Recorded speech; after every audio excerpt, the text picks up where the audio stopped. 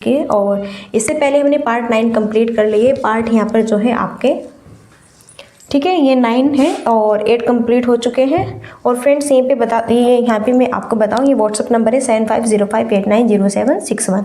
अगर आपको ये PDF और ये गद्यांश है ना, लास्ट में पेडागोगी के MCQ सारी चीज़ें चाहिए विद आंसर आपको, तो आप जो है यहाँ पे व्हाट्सएप पे मुझे मैसेज कर सकते हैं। मैं आपको ग्रुप में ज्वाइन कर दूँगी या फिर नीचे डिस्क्रिप्शन में ग्रुप का लिंक भी शेयर कर दिया जाएगा, वहाँ से भी आप ज्वाइन हो सकते हैं। तो अपने अपने थ्रू आप जैसे आपको अच्छा लगे आप कर सकते हैं। ओके, चलो तो यहीं पर देखो फ्रेंड्स, सबसे पहले जो है नीचे दिए गए अनुच्छेद को पढ़कर पूछे गए प्रश्न यहाँ पे 1 से 7 के सही सबसे उपयुक्त उत्तर वाले विकल्प को चूज करना है। मैं यहाँ पर आपको ये चीज़ पढ़ के दिखाऊंगी और फिर लास्ट में मैं यहाँ पर आपको इसका जो अर्थ है, मीनिंग है, अपने शब्दों में बताऊंगी। देखो, हेवल घाटी के गाँव वासियों ने चीड़ के पेड़ों के हो रहे विनाश के विरुद्ध जुलूस निकाले। ये जो लाइन यहाँ पर दी हुई है ना, यहाँ पे आपके यहाँ से सेम टू सेम इस लाइन से ये क्वेश्चन बनेगा कि हेवल घाटी के जो गाँववासी हैं यहाँ पे जो किस पेड़ के विनाश होने के विरुद्ध जुलूस निकाले गए थे, तो यहाँ पर ऑप्शन होगा चीड़। तो फिर आप कहेंगे कि यहाँ पे सही आंसर ऑप्शन क्या होगा, राइट, चीड़ हो जाएगा। हेवल घाटी के गाँव वासियों ने चीड़ के पेड़ों के हो रहे जो विनाश है उसके विरुद्ध जुलूस निकाले। घास चारा लेने जा रही महिलाओं ने इन पेड़ों से लीसा टपकाने के लिए लगाए गए लोहे निकाल दिए व उनके स्थान पर मिट्टी की मरहम पट्टी कर दी। तो यहाँ से क्वेश्चन बनेगा कि महिलाओं ने पेड़ों को बचाने के लिए क्या किया, यानी कि महिलाओं ने पेड़ों पर रक्षाबंधन, ठीक है, राखी यहाँ पे बांधी, जैसे कि पेड़ों के साथ में रक्षाबंधन मनाई, पेड़ों पर राखी बांधी। तो क्यों, किस लिए, तो पेड़ों को बचाने के लिए। देखो, जो चीड़ के पेड़ होते हैं, चीड़ के पेड़ को फाड़ करके ऐसे बक्कल से जो उतारा जाता है, सिंपल भाषा में बताऊं तो वहाँ से एक लीसा निकलता है और उस लीसा का जो यूज़ होता है ना, हम काफ़ी चीज़ों में करते हैं उसका यूज़ हम, ओके, बहुत ज़्यादा वो जो है यहाँ पर काफ़ी चीज़ों में इसका यूज़ किया जाता है। इसलिए धीरे धीरे जैसे हम वो लीसा यहाँ पे निकाल लेते हैं चीड़ के पेड़ से ऐसे फाड़ के, तो वो धीरे धीरे उनका जो डेवलप होगा पेड़ों का वह नष्ट हो जाएगा। विरुद्ध यहाँ पे क्या है, वो उनका विनाश हो रहा है, तो उसके विरुद्ध ही जुलूस निकाल रहे हैं हेवल घाटी के गाँववासी। महिलाओं ने पेड़ों का रक्षाबंधन भी किया। हाँ देखो, यहाँ से क्वेश्चन बनेगा कि महिलाओं ने पेड़ों का रक्षाबंधन किया, क्यों किया भाई यहाँ पे, क्योंकि इन्होंने यहाँ पे जो है पेड़ों की रक्षा की है, पेड़ों को बचाने के लिए। ये बनेगा, आरंभ से ही लगा कि वृक्ष बचाने में महिलाएं आगे आएंगी। वन कटने का सबसे अधिक कष्ट उन्हीं को उठाना पड़ता है, क्योंकि घास चारा लाने के लिए उन्हें और दूर तक जाना पड़ता है।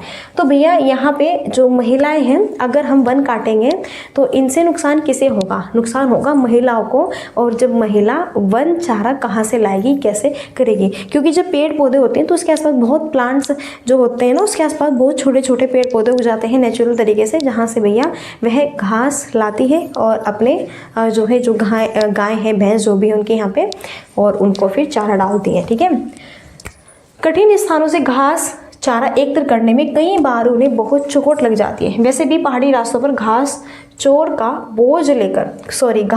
का बोझ लेकर 5-10 किलोमीटर या उससे भी ज़्यादा चलना बहुत कठिन हो जाता है। इस आंदोलन की बात ऊंचे अधिकारियों तक पहुंची तो उन्हें लीसा प्राप्त करने के लिए तौर तरीकों की जांच करवानी पड़ी। जांच से स्पष्ट हो गया कि बहुत अधिक लीसा निकलने के लालच में चीड़ के पेड़ों को बहुत नुकसान हुआ है। मैंने कहा ना कि जो चीड़ का यहाँ पे पेड़ होता है उससे लीसा निकाला जाता है, और वो लीसा काफ़ी सारे हम जो है चीज़ों में उसका यूज़ करते हैं, काफ़ी यूज़फुल होता है वो है। ओके, तो लोग जो होते हैं लालच में आके चीड़ के पेड़ों को बहुत नुकसान पहुंचा रहे हैं। अब आप देखो, यहाँ पे कुछ फ्रेंड्स ऐसे भी होंगे जो गांव से भी बिलोंग करते होंगे, जिसके यहाँ पे घर पे गाय भैंस जो भी होंगे, है ना, तो भाई आपकी जो यहाँ पे दादी है या फिर दादू है, वो खेत में जाते होंगे, मम्मा वगैरह जो भी होंगे, तो वहाँ से जो है घास चारा लाते हैं। और कुछ ऐसे होते हैं कि बहुत जो भाई कुछ तो अपने खेत में है ना उगा लेते हैं जो है घास चारा, लेकिन कुछ गरीब लोग होते हैं जिनके यहाँ पे ज़मीन नहीं होती, तो वह फिर आसपास एक दूसरे के खेत से चारा लाते हैं। तो यही चीज़ कही गई है कि अगर हम पेड़ों को काटेंगे तो महिलाएं भी परेशान होगी, और फिर अगर आसपास उन्हें घास नहीं लगे तो काफ़ी दूर दूर तक जाएगी, और फिर वह घास कैसे लाती है, सिर पे उठा के लेके आती है ना, तो फिर देखो कितना ज़्यादा उन्हें कष्ट होता है। कभी कभी तो उनके साथ कुछ दुर्घटना भी घटित हो जाती है कि गिर गई, पैर फिसल गया, ये हो गया, वो हो गया, बहुत सारी चीज़ें नॉर्मल हो सकती है उनके साथ में। तो यहाँ से क्वेश्चन बनेगा और बहुत गजब तरीके से हम करेंगे। इस अनुचित तरीकों पर रोक लगी, चीड़ के घायल पेड़ों को आराम मिला, एक नया जीवन मिला। पर तभी खबर मिली कि इस इलाके के बहुत से पेड़ों को कटाई के लिए नीलाम किया जा रहा है। लोगों ने पहले तो अधिकारियों को ज्ञापन दिया कि जहां पहले से ही घास चारे का संकट है वहां और व्यापारिक कटान न किया जाए। जब अधिकारियों ने गांव वासियों की मांग पर ध्यान न देते हुए नरेंद्र नगर में नीलामी की घोषणा कर दी तो गांव वासी जुलूस बनाकर वहां नीलामी का विरोध करते हुए पहुंच गए। वहां एक तो ठेकेदारों से हेमल घाटी की महिलाओं ने कहा, आप इन पेड़ों को काटकर हमारी रोजी रोटी मत छीनो, पेड़ कटने से यहाँ बाढ़ व भूस्खलन का खतरा भी बढ़ जाएगा। तो यहाँ से क्वेश्चन बनेगा कि पेड़ कटने से किसका संकट जो है किसका खतरा बढ़ जाएगा, तो यहाँ पर बढ़ेगा बाढ़ और भूस्खलन का। यहाँ से क्वेश्चन बनेगा। कुछ ठेकेदारों ने तो वास्तव में वह बात मानी, पर कुछ अन्य ठेकेदारों ने एदवानी और सलेत के जंगल खरीद लिए। तो भैया आप सब जानते हैं आज के टाइम में अगर आप शिकायत भी करते हैं पुलिस लोगों के जो है साथ में, तो उन्हें लोग पैसे देके अपनी तरफ कर लेते हैं, जो पैसे वाले होते हैं। गरीब फिर भी वहीं का वहीं रह जाता है, कोई सुनता ही नहीं है गरीबों की। तो ये बात है आज भी, भले ही कितने भी एजुकेटेड क्यों ना हो जाए, लेकिन ये धंधलाबाजी भैया किसी की नहीं रुकने वाली है, ये बहुत गलत है यहाँ पे। तो जैसे गाँव वाले यहाँ पर हैं और वह जो है अधिकारियों के जाके ज्ञापन भी दिया उन्होंने और उनसे उन्होंने इसको अपनी बातों को रखा भी, लेकिन फिर भी अधिकारियों ने उन पर ध्यान नहीं दिया, क्योंकि ये होते ही ऐसे ही लालची होते हैं। अगर इन्हें कोई पैसे देता है तो उनकी तरफ ही मुड़ जाते हैं। स्पेशली सही बात है ये, जो ज़्यादा बड़ा होता है ना, वो भी जो बड़े होते हैं ना उन्हीं की ही कदर करते हैं और उन्हीं के ही बारे में सोचते हैं। जो गरीब वर्ग के यहाँ पे आदमी होते हैं उन्हें कोई नहीं देखता ना, उनकी समस्या कोई देखता है। तो ये चीज़ बहुत गलत है, ठीक है।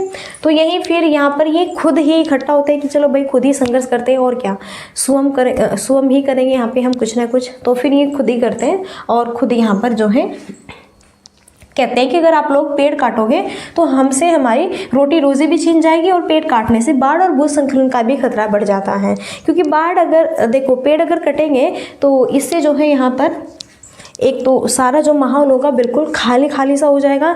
देन अगर भाई बाढ़ वगैरह आ जाती है, भूस्खलन वगैरह है ना, बहुत सारी प्राकृतिक यहाँ पर जो है घटनाएं होती है, अगर इस तरह की आती है तो जो है पेड़ क्या करते हैं, बहुत ज़्यादा रुकाव करते हैं, उसकी रुकावट करते हैं। लेकिन जब पेड़ पौधे नहीं होंगे, प्लांट्स नहीं होंगे, तो फिर तुरंत से यह आप पर हमला भी कर सकते हैं इस तरह, ठीक है। तो यहीं पर जो है फ्रेंड्स बहुत ही बेहतरीन सा और सिंपल सा और बहुत ही गजब का यहाँ पर ये गद्यांश है। आई होप आपको ये समझ आ गया होगा। अब यहाँ से जो क्वेश्चन बनेगा ना वो सारे हम करने वाले हैं। और देखो मैं यहाँ पर आपको साथ ही साथ में ये चीज़ें भी दिखाऊंगी। यह देखो यहाँ पे चीड़ का पेड़। फर्स्ट क्वेश्चन है, हेवल घाटी में किन पेड़ों के होने वाले विनाश के विरुद्ध जुलूस निकाले गए? देवदार है, चीड़ है, पीपल, आम। मैंने फर्स्ट गद्यांश की जो फर्स्ट लाइन थी वहीं पे बताया था कि नहीं बताया था? अब अगर ये कहोगे कि समझ नहीं आया तो लगाऊंगी इधर से। देखो एक बताओ, हेवल घाटी में किन पेड़ों के होने वाले विनाश के विरुद्ध जुलूस निकाले गए? भैया थोड़ा दिमाग को ना हिलाओ और बताओ कि यहाँ पे सही करेक्ट आंसर्स क्या होगा। बताओ, क्या हमने देवदार, पीपल, आम की बात की? अरे भाई नहीं की तो क्यों लगाए, हमने तो अपनी चीड़ की बात की है। तो बताओ, बस हमें ऑप्शन को नहीं देखना है। यहाँ पर देखो ये कैसे जो है पेड़ों का विनाश कर रहे हैं और कैसे इन्हें काट रहे हैं। और यहाँ पर ये जो है ना ये पेड़ है और इसके ऊपर से छाल उतारते हैं। ये जो रेड रेड सा दिख रहा है ना यही क्या है, लेसा है। और यहाँ से फिर पन्नी लगा लगा के ओके बहुत सारे थैले वेले है ना इस तरह से लगा लगा के इस लेसा को निकालते हैं। तो भैया सबसे मेन क्या हो गया ना लोगों के लिए, पैसा पैसा हो गया। भैया पैसा, अगर तुम ज़्यादा पैसे ही मांग रखो तो एक दिन खुद डूबोगे इस पैसे में। ओके तो यही चीज़ है कि पैसे के चक्कर में आकर के आप अपने नेचुरल चीज़ों को वेस्ट कर रहे हैं, नेचुरल चीज़ों को नुकसान पहुंचा रहे हैं। चलो आगे बढ़ते हैं। नेक्स्ट देखो क्वेश्चन, महिलाओं ने पेड़ों का रक्षाबंधन क्यों किया? यह उस घाटी की रस्म थी, पेड़ों को सुंदर बनाने के लिए, उसकी मरहम पट्टी करने के लिए, पेड़ों को बचाने के लिए। बताओ मैंने बताया था कि नहीं बताया था आपको गद्यांश में जब मैं आपको पढ़ा रही थी कि यहाँ पे जो महिला है पेड़ों पर राखी बांध रही है। क्या बांध रही है? पेड़ों पर राखी। देखो जैसे कि मैंने फॉर एग्जाम्पल यहाँ पे आपको दिखाने के लिए ऐसे ही लिया है जिससे आप सही से समझ जाए। तो देखो ऐसे पेड़ों पर राखी, तो यहाँ पे जो है ये लिखा हुआ है ना इसके बीच में कि पर्यावरण बचाओ देश बचाओ, इस तरह की नॉर्मल चीज़ें यहाँ पे लिखी हुई है पर्यावरण संरक्षण को लेके। ओके तो यहीं पे किसके लिए बांध रहे हैं? यह पेड़ों को बचाने के लिए हमने ये चीज़ यहाँ पे फॉलो की। चलो चलो चलो मस्त क्वेश्चन है एकदम गजब वाले। ये देखो भैया यहाँ पे प्यारी प्यारी सी दादी माएँ, वन काटने का सबसे अधिक कष्ट महिलाओं को क्यों उठाना पड़ता है? केवल उन्हें ही वन से प्रेम था, उन्हें चारा लाने के लिए दूर जाना पड़ता था, उन्हें वनों की घनी छाया नहीं मिले, या फिर उन्हें वनों से लीसा नहीं मिला। तो वन काटने का सबसे अधिक कष्ट महिलाओं को ही क्यों उठाना पड़ता है? वही महिलाओं को तो इसलिए उठाना पड़ता है क्योंकि वही तो आपकी जो है घास चारे का इंतजाम करती है। तो उन्हें ही केवल प्रेम था, या फिर वनों की छनी छाया नहीं मिलती थी, या फिर उन्हें वनों से लीसा नहीं मिलता था, जबकि उन्हें चारा लाने के लिए काफ़ी दूर तक जाना पड़ता था, इसलिए यहाँ पर जो है यहाँ पे सेकेंड ऑप्शन क्या होगा? राइट होगा। चलो नेक्स्ट, चीड़ के पेड़ों को किससे बहुत नुकसान हो रहा है? बहुत ऊंचे अधिकारियों से, अधिक घास चारा लाने से, बहुत अधिक लीसा निकालने से, कुछ ठेकेदारों से। तो चीड़ के पेड़ों को किससे बहुत नुकसान हो रहा था? तो चीड़ के पेड़ों को सबसे ज़्यादा नुकसान किससे हो रहा था? भैया यहाँ पर चीड़ के जो पेड़ है, इससे जब लीसा निकालते हैं ये लोग अपने पैसे के लिए, है ना, यहाँ पर, और पेड़ों को, पर्यावरण को नुकसान पहुँच। देखो ये क्या है, यहाँ पे चीड़ का पेड़ है, ये चीड़ के पेड़ है, यहाँ पे ये लग रहे हैं, और ये इन्होंने जो है इसके ऊपर से ऐसे बक्कल सा उतारा, और फिर इस लीसा को प्राप्त करने के लिए इन्होंने इसमें मशीन सैंडल्स लगाए, और देखो कैसे ये पेड़ से ऐसे लीसा निकाल रहे हैं, देखो दिख रहा है ना। और भैया जब ये इन्हें निकालेंगे तो जो ये पेड़ होगा ना, पेड़ का जो विकास होगा ये धीरे धीरे नष्ट हो जाएगा अपने आप। चलो तो यहाँ पर सही आंसर क्या होगा? बहुत अधिक लीसा निकालने से। C option is the right answer होगा। नेक्स्ट देखो यहाँ पे 5 क्वेश्चन है स्क्रीन पर। पेड़ कटने से किसका खतरा बढ़ जाएगा? मैंने बताया था ना, बाढ़ और लकड़ी का नहीं, भू संकलन और बाढ़ का, लकड़ी का नहीं, चारे का नहीं, बल्कि भू संकलन और बाढ़ का। भाई अगर आसपास से पेड़ काटते जाएंगे तो देखो जो यहाँ पर क्या है, सारी ज़मीन खाली हो जाएगी, और फिर यहाँ पर बाढ़, भू संकलन, बहुत सारी प्राकृतिक जो है घटनाएं घटित होने की संभावना रह सकती है। इस तरह से नॉर्मल मैंने यहाँ पे आपको ये इसलिए दिखाया जिससे थोड़ा आप समझे भी। ओके, तो पेड़ कटने से किसका खतरा बढ़ जाएगा? भू संकलन और बाढ़ का। इसी की तो बात हुई थी। अब अगर आप अपना दिमाग लगाएंगे ना थोड़ा, कि अपना दिमाग यूज़ करें कुछ एक्स्ट्रा वाला, तो तब गलत कर सकते हैं। तो जो चीज़ मेनली गद्यांश में कही गई है ओनली उसी पर हम फोकस क्रिएट रखेंगे। रोजी रोटी शब्द है नेक्स्ट। रोजी रोटी शब्द है, संज्ञा सर्वनाम विशेषण है, शब्द युग्म है।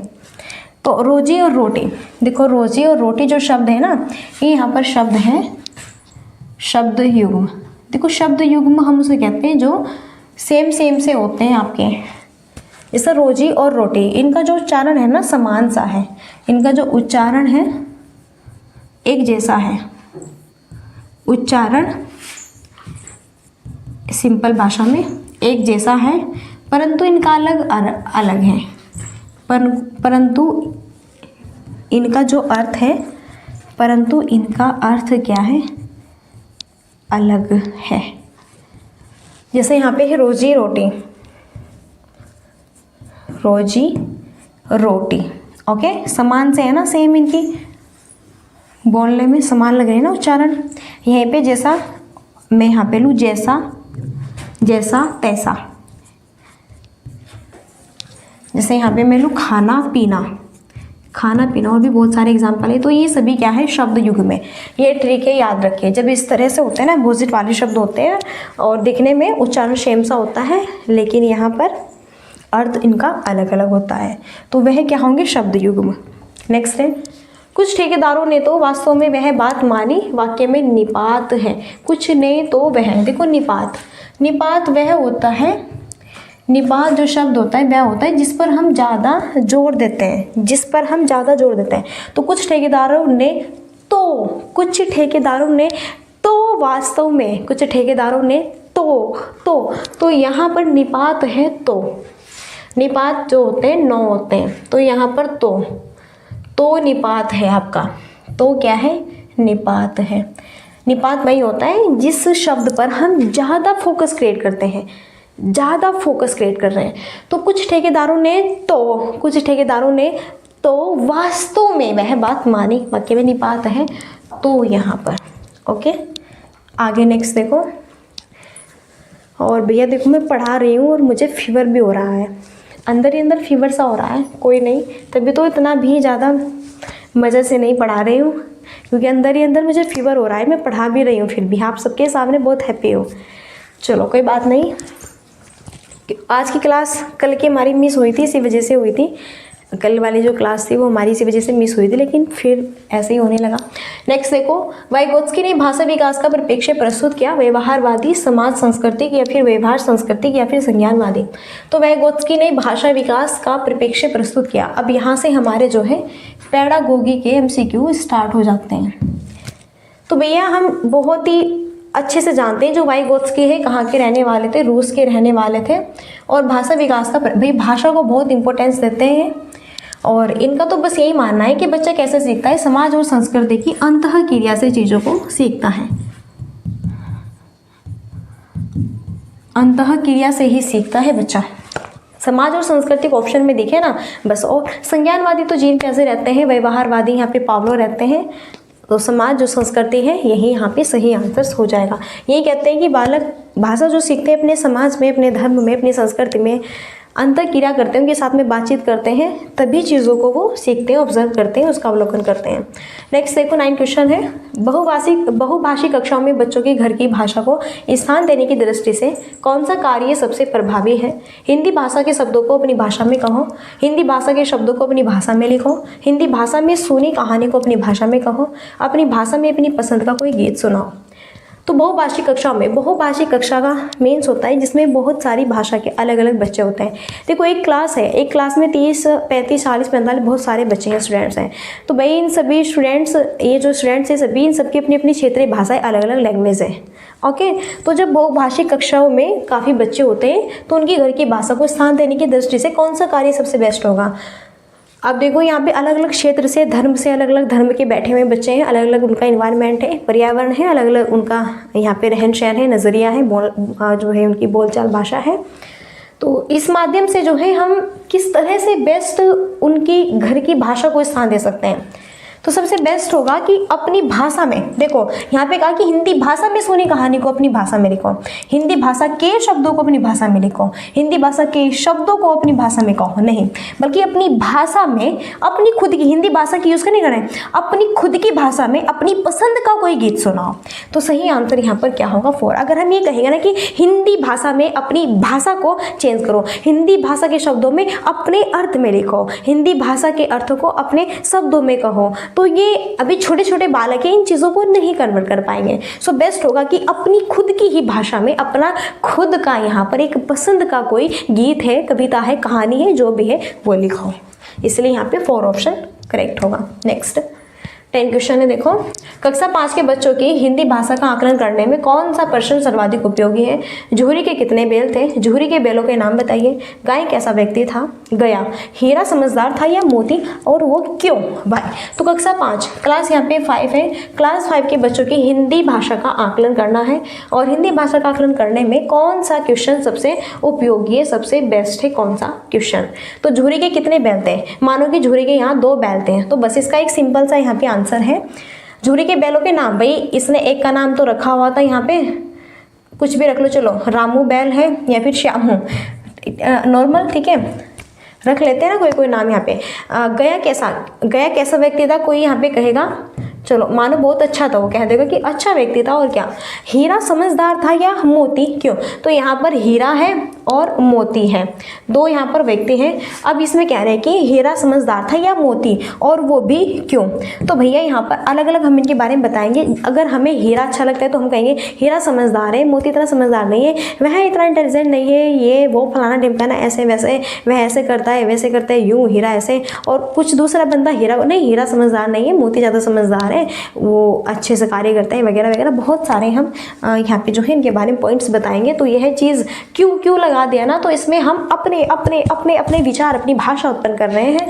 तो जिस चीज़ में हम अपने विचार, अपनी भाषा, चिंतन, तर्क उत्पन्न करते हैं तो वह नॉर्मलाइजेशन सबसे बेस्ट होता है। और यहाँ पर जो है ये आपका अपसारी चिंतन वाला हो जाएगा। इसमें हम आलोचनात्मक सोच को अपना रहे हैं, इसलिए बेस्ट यहाँ पे ऑप्शन 4 होगा। नेक्स्ट, हिंदी भाषा में आकलन का मुख्य उद्देश्य क्या होता है? बच्चों के व्याकरण ज्ञान को जानना, बच्चों के शब्द भंडार का आकलन करना, प्रभावी भाषा प्रयोग में बच्चों की मदद करना, भाषा प्रयोग संबंधी त्रुटियों का आकलन करना। हिंदी भाषा में आकलन का मुख्य उद्देश्य क्या है? असेसमेंट, देखो जब हम हिंदी यहाँ पे हिंदी भाषा में जब हम हिंदी का शिक्षण करा रहे हैं, हिंदी शिक्षण गतिविधि हिंदी का यहाँ पे सब्जेक्ट्स है और उसमें जो है हम हिंदी में कुछ भी चैप्टर जो है पढ़ा रहे हैं, तो लास्ट में या फिर साथ साथ में हम उसका असेसमेंट भी करते हुए चलते हैं कि हाँ बालक कैसे सीख रहा है, कैसे नहीं सीख रहा है, कहाँ पे क्या प्रॉब्लम्स क्रिएट हो रही है, फिर उसे हम हेल्प भी देते हैं। तो सही बेस्ट आंसर क्या होगा कि व्याकरण ज्ञान को जानने हैं हम यहाँ पे, या फिर शब्द भंडार का असेसमेंट कर रहे हैं, या फिर प्रभावी भाषा प्रयोग में बच्चों की हेल्प कर रहे हैं, या फिर उनकी हम त्रुटियों का आकलन नहीं बल्कि प्रभावी भाषा प्रयोग में बच्चों की मदद कर रहे हैं। कभी कभी ऐसा होता है ना कि भैया कुछ बच्चे कंफ्यूज हो जाते हैं या फिर नहीं बोल पाते हैं जो उनकी भाषा होती है, तो फिर उसी चीज़ को हम उनकी क्षेत्रीय भाषा में उन्हीं की मातृभाषा में डालने की कोशिश करते हैं, उनके साथ में हम उन्हें मदद देते हैं। तो सही बेस्ट यहाँ पे ऑप्शन सी होगा। नेक्स्ट देखो 12 क्वेश्चन है, बेस्ट मस्त क्वेश्चन है ये भी। तीसरी कक्षा का मोहित अक्सर पढ़ते समय शब्दों की पुनरावृत्ति करता है, तो आप उसके बारे में क्या कहेंगे? तो आप उसके पठन के बारे में क्या कहेंगे? देखो 3rd क्लास का एक यहाँ पे बालक है जिसका नाम क्या है भैया? मोहित है। बड़ा ही प्यारा सा नाम है और क्लास जो है यहाँ पे भैया इसकी 3rd है। और जब वो पढ़ता है ना, पढ़ते समय पुनरावृत्ति करता है, यानी कि बार बार पढ़ता है, दोबारा फिर से पढ़ता है, तो उसका मतलब यहाँ पे उसे पढ़ना नहीं आता, ये नहीं होगा, उसे पढ़ने में बहुत कठिनाई होती है, नहीं, वह अर्थ की खोज में पुनरावृत्ति करता है या फिर उसे शब्द पढ़ने में कठिनाई नहीं, वह अर्थ की खोज में, देखो वह पढ़ रहा है ना और पढ़ते वक्त वह पुनरावृत्ति करता है, तो उसका जो पठन होगा ना वह क्या होगा कि भैया वह यहाँ पर अर्थ समझने के साथ साथ में पुनरावृत्ति कर रहा है, वह अर्थ की खोज में पुनरावृत्ति करता है, वह उसका अर्थ समझना चाह रहा है। कुछ से ऐसे होते हैं कि लिखा है चलो फटाफट पढ़ लिया निकले, है ना, ऐसे थोड़ा ही ना, हम जो भी पढ़ रहे हैं तो ध्यान से पढ़ें और जो भी हम पढ़ रहे हैं उसका अर्थ समझें। अब पढ़ तो लिया हमने कि हाँ ये कर लिया, वो कर लिया फलाना ढिमकाना, और पता नहीं हमें इसका मीनिंग क्या है, इसका अर्थ क्या है कुछ। तो भाई अगर यहाँ पे हम बात करें जो BA करते हैं, BSc कर रहे हैं, काफ़ी जो है अच्छी चीज़ पे है ना, कुछ तो ऐसे होनहार स्टूडेंट्स के कॉलेज जाते हैं, स्कूल जाते हैं, बड़े बच्चों की बात करें तो 5 क्लास का ही है, अगर उनसे पूछे ना कि चलो कुछ ये बता दो तो ये गई है, पता ही नहीं, तो क्या है पढ़ने के लिए आज सिर्फ उसी फैशन का ही दौर रह गया। अगर हम ज़्यादा यहाँ पे थोड़ा देखें, फैशन का ही ज़्यादा दौर है भाई।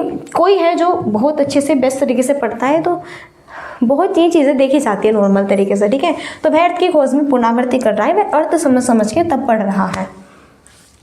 नेक्स्ट, भाषा सीखने सिखाने की प्रक्रिया में सबसे कम कौन सा महत्वपूर्ण है? भाषा की पाठ्य पुस्तक है, भाषा का आकलन है, भाषा शिक्षण पद्धति है, भाषा का परिवेश है।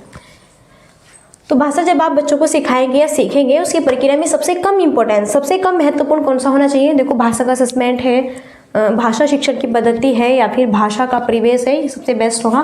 लेकिन भाषा की पाठ्य पुस्तक ये कह रहे हैं कि यहाँ पर जो है मेनली फोकस आप उसके व्याकरण पर या फिर बस उसकी पाठ्य पुस्तक पर रख रहे हैं और उसका कोई भी आप यहाँ पे असेसमेंट नहीं कर रहे हैं, ना कोई भी एक्टिविटीज उसे करा रहे हैं कि वह कैसे सीख रहा है कैसे नहीं सीख रहा है। तो देन ये चीज़ें यहाँ पे आपकी क्या होगी, रॉन्ग हो जाएगी और ये सबसे कम महत्वपूर्ण होगा कि अगर हम फोकस ओनली बच्चे की भाषा की पाठ्य पुस्तक पर ही डिपेंडेड रहेंगे। नहीं भैया, उसकी हाँ जो है यहाँ पे क्षेत्रीय भाषा, मातृभाषा, उसका अच्छे से असेसमेंट, सारी चीज़ें हमें यहाँ पे देखनी है। भाषा शिक्षक के लिए जरूरी है कि मैं भारतीय भाषाओं की को स्वीकार करें और शब्द साहित्य को ब्लैंक की इस दृष्टि से देखें, जटिलता और साहित्यिक विषमता और सराहना, विविधता और सराहना विविधता।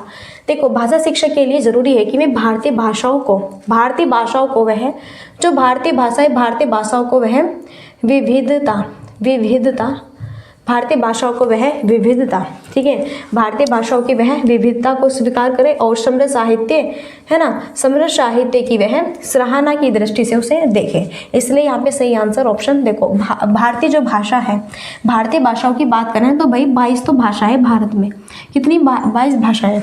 अगर आप उत्तर प्रदेश के हो तो उत्तर प्रदेश में भी अलग अलग क्षेत्र के हैं, तो अगर है ना तो कहीं पे किस तरह की भाषा बोलते हैं, क्षेत्रीय भाषा है। अगर आप भाई तेलंगाना तो तेलुगु भाषा बोलते हैं, आप उड़ीसा से उड़ीसी भाषा बोलते हैं, आप महाराष्ट्र से तो अलग ही लैंग्वेज का यूज़ करते हैं, अगर आप नागालैंड से तो इंग्लिश बोलते हैं, नहीं पे आप पंजाब में हैं, पंजाब के तो पंजाबी बोलते हैं। तो इसलिए तो सभी क्षेत्र की अलग अलग यहाँ पर भाषाएं, तो भारतीय भाषाओं की 22 भाषाएं, तो अलग अलग यहाँ पर क्या है भाषाएं हैं सबके। तो भाई हमें सभी भारतीय भाषाओं को क्या देना है, विविधता का स्वरूप देना है, अलग अलग डिफरेंट है सबकी, और सबकी विविधता की यहाँ पे जो है स्वरूप को सबकी सराहना भी करनी है, ठीक है, किसी को भी बुरा नहीं कहना। ओके चलो नेक्स्ट देखो, यहाँ पे 15 क्वेश्चन है। पहली कक्षा के बच्चों के साथ कविता गायन के बाद आप क्या करेंगे, बच्चों से कहेंगे कि वे सुनी सुनाई कविता को शब्द से सुनाएं। बच्चों से कविता पर आधारित क्वेश्चन पूछेंगे। बच्चों को कविता में आए 5 शब्द बताने के लिए कहेंगे। बच्चों से कहेंगे कि वे अपनी भाषा में अपनी पसंद की कोई कविता सुनाएं। तो पहली फर्स्ट क्लास की यहाँ पे बच्ची है, उसके साथ में कविता गायन के बाद आप क्या करेंगे, तो आप क्या कहेंगे कि जैसे जैसे मैंने बोला सेम वही आपको सुनाना है। तो कभी भी ऐसा नहीं करना है कि शब्दशः वही चीज़ हमें रटवानी है। तो आपकी रटाफिकेशन हो गया यहाँ पे सही तौर पे। अगर हम बात करें शब्दशः, ये जो यहाँ पे वर्ड है ना निगेटिव टैग वर्ड्स हैं। या फिर बच्चों से कविता पर आधारित क्वेश्चन, भाई फर्स्ट क्लास का है, देखो पहली क्लास की तो बात हुई है। पहली क्लास देखो पहली कक्षा के बच्चों के साथ कविता गायन कर रही है टीचर्स लोग। तो पहली क्लास के बच्चों से अगर आप कविता कर ले तो वो इतने भी परिपक्व नहीं हुए कि आपने उससे कविता की तो वो तुरंत से आपसे क्वेश्चन पूछ लेंगे, नहीं अब इतने परिपक्व नहीं हुए। या फिर बच्चों को कविता में आए 5 शब्द बताने के लिए कहेंगे, ये भी इतना बेस्ट नहीं है। सबसे बेस्ट होंगे बच्चों से कहेंगे कि वे अपनी भाषा में अपनी पसंद की कोई, देखो अभी तो टीचर्स लोगों ने कविता यहाँ पे सुनाई कि इस देखो ये होती है ना पोएम होती है चिट्ठी की, ऊपर पंखा जलता है, नीचे बेबी सोता है, सोते सोते भूख लगी, खा लो बेटा मूंगफली, मूंगफली में दाना नहीं, हम तुम्हारे मामा नहीं नाना। इस तरह की होती, काफ़ी इंटरेस्ट आता है। तो फिर आप कहेंगे बच्चों को कि चलो ये तो हमने पढ़ाई, अब आप अपने अकॉर्डिंग बताओ। तो बच्चा कुछ भी अपने अनुसार सुनाएगा कि चंदा मामा दूर के, है ना, कुछ भी सुनाएगा। बहुत सारी पोएम्स हैं, कद्दू जी की चली बारात हुई, बताशों की बरसात, बहुत सारी पोएम्स अपनी अपनी जब अपनी भाषा में अपनी पसंद की कोई कविता बच्चे सुनाएंगे तो उससे बेस्ट कोई भी अपॉर्चुनिटी नहीं हो सकती। इसलिए 15 क्वेश्चन यहाँ पे हमारे कंप्लीट हुए। देन सेशन बताओ कैसा लगा, अच्छा लगा कि नहीं लगा। पीडीएफ चाहिए तो सभी 7505890767 व्हाट्सअप नंबर है, इसे फटाफट आप ज्वाइन कर लो। और अब यहीं पर हम मिलते हैं नेक्स्ट सेशन में। और हाँ, सब्सक्राइब करोगे तभी यहाँ पर जो है आपको नेक्स्ट वीडियो का नोटिफिकेशन मिलेगा। तो मिलते हैं नेक्स्ट सेशन में, और तब तक के लिए so thanks for watching, keep study and bye bye, take care. जय हिंद, जय भारत, नमस्कार।